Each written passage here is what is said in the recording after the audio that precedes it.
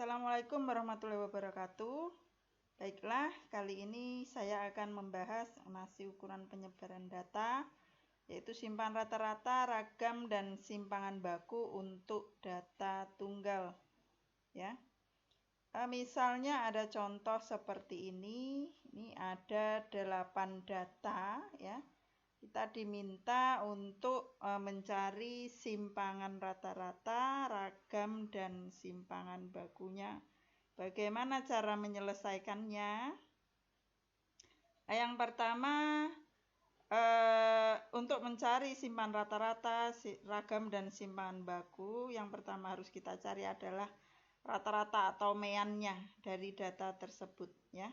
Jadi ini kita jumlahkan datanya tadi, ya, ada 8 data, ya, kita jumlahkan dibagi dengan banyaknya data. Ini untuk mencari rata-rata, ini data tunggal. Kemudian ya ini hasilnya, ini kita jumlahkan 3 tambah 3 tambah 6 tambah 5 tambah 6 tambah 8 tambah 4 tambah 5 dibagi 8, ini 40 dibagi 8, hasilnya 5. Ya, ini rata-ratanya yang akan kita gunakan untuk menghitung simpangan rata-rata, ragam, dan simpangan bakunya. Nah, yang pertama akan kita cari itu adalah simpangan rata-rata atau SR. Ya, tadi ini kita tulis lagi, rata-ratanya tadi dapat 5, ya. 45. Kemudian ini rumusnya untuk simpangan rata-rata, ya, ini rumusnya sigma berarti jumlah, ya, I-nya dari 1 sampai N, XI datanya tadi, ya, XI dikurang X bar itu rata-rata yang sudah dicari tadi, dibagi N banyaknya data. Ini ada tanda mutlak. Tanda mutlak ini hasilnya selalu positif, ya, hasilnya selalu positif. Misalnya 3 dikurang 5 kan hasilnya min 2, tapi kalau di dalam tanda mutlak berarti nilainya menjadi 2. Kalau sudah positif ya tetap positif. Nah, seperti ini. Jadi masing-masing data tadi, ya, masing-masing data tadi, ini 3 dikurangi dengan rata-rata yang sudah dicari tadi, X barnya. 3 dikurang 5, ditambah, ini jumlah karena sigma, ya. Tambah 3 dikurang 5, tambah 6 dikurang 5, ditambah 5 dikurang 5, dan seterusnya. Dibagi dengan N, banyaknya data. Nah, ini 3 dikurang 5, ini kan seharusnya min 2. Karena dalam tanda mutlak, maka hasilnya menjadi positif 2. Ya, ini 3 dikurang 5, dalam tanda mutlak 2. 6 dikurang 1, kalau sudah positif ya tetap positif. Ya, ini. Kemudian dibagi dengan banyaknya data 8. Ya, hasilnya 10 dibagi 8, 1,25. Ini untuk hitungan untuk SR atau simpangan rata-ratanya. Nah, yang kedua itu ragam, ya, ragam. Nah, ini saya tulis lagi yang rata-ratanya tadi dapat 5. Ya, kemudian rumus dari ragamnya, ya, ini S kuadrat, ya, ragam atau varian S kuadrat, ya. Ini sigma I dari 1 sampai N. XI ini datanya, kemudian dikurang X bar rata-rata, dikuadratkan. Kalau ini bukan tanda mutlak lagi, tapi kurung, ya, dikuadratkan. Dibagi dengan banyaknya data N. Nah, seperti ini, masing-masing data tadi dikurang dengan rata-rata.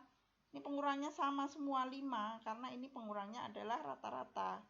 Kemudian dikuadratkan. Ya, dikuadratkan, dijumlahkan, dibagi dengan banyaknya data, ada 8. Nah, ini 3 dikurang 5 kan min 2 pangkat 2, hasilnya 4, ya. Nih 6 dikurang 1, 1 pangkat 2 hasilnya 1, dan seterusnya. Dibagi dengan 8. Hasilnya 20 dibagi 8, ya 2,5. Ini untuk hitungan dari ragam atau varian. Ya. Kemudian yang ketiga itu simpangan baku. Simpangan baku atau standar deviasi. Ya, ini rata-ratanya tadi 5. Kemudian ini rumusnya. Ya, ini ada akarnya. Simpangan baku itu apa toh? Simpangan baku itu akar dari ragam.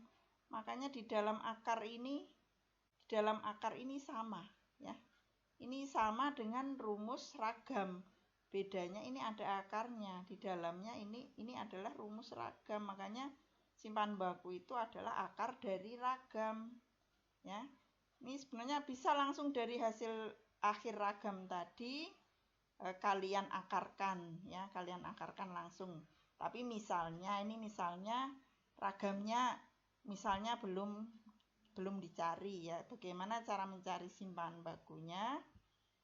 Nah, ini akar dari ya tadi, ya, 3 dikurang 5 dipangkatkan 2, masing-masing data ini dikurangi dengan rata-rata, kemudian dikuadratkan, ya, sigma berarti dijumlahkan semua, dibagi banyaknya data ada 8, ya.